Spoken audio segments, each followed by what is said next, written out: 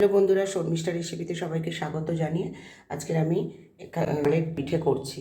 দেখুন, এখানে 3 বাটি ময়দা নিয়েছি, একটু তালের নোট নিয়েছি, আখের গুড়, নারকেল গুঁড়ো নিয়েছি।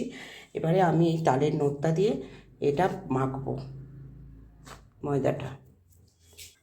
এখানে একটু লবণ নিয়ে আমার এখানে দেখুন আটার যে ময়দার টোটা করেছি সেই টোটা হয়ে গেছে। আর এখানে আমি নারকেল আর আখের গুড়টা দিয়ে ছাই করে নিচ্ছি।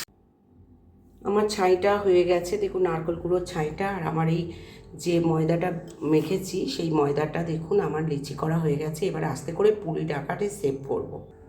দেখুন এগুলো আস্তে আস্তে আমি পুলির আকারে সেভ করে নেব প্রত্যেক কটা।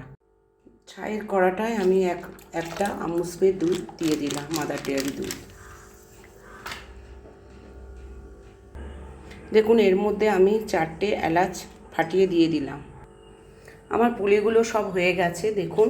এরপর আমি একে একে এর মধ্যে এক এক করে পুলিগুলো দিয়ে দেবো। দেখুন আমার দুধটা ফুটে গেছে, পুলিটাও ফুটছে, কত বড় বড় করে পুলিগুলো হয়েছে। এখানে আমার কাজু কিশমিশ দেওয়া আছে, একটু ভেজানো রয়েছে।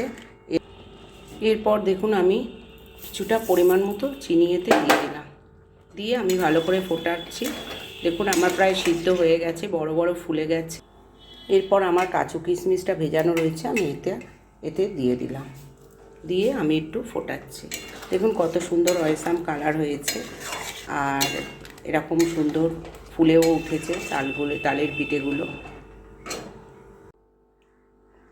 দেখুন এইরকমভাবে আপনারা যদি বানিয়ে খান। আমার তালের যে পুলি পিঠেটা করেছি সেটা আমার রেডি।